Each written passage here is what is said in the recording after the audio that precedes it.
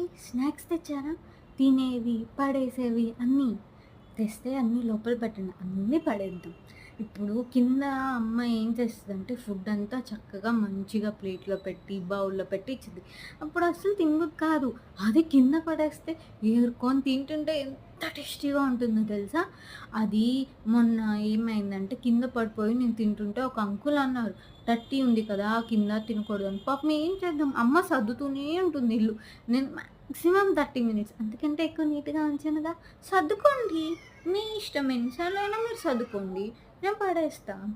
అమ్మ అలా కూర్చునిద్ది భోంచేద్దామని. నాకప్పుడే పార్టీ వచ్చిద్ది. హ్మ్. మీకు కూడానా? అప్పుడు మొన్న నాన్న ఏం చేశాడంటే క్రేయాన్స్ తెచ్చాడు. అయి అసలు టేస్ట్ బాలా. కిందకెళ్ళి మట్టి తిన్నా గ్రౌండ్‌లో. ఎంత బావుందో తెలుసా? ఎంత టేస్టీగా ఉందో. ఇప్పుడు ఫోన్, ఐప్యాడ్,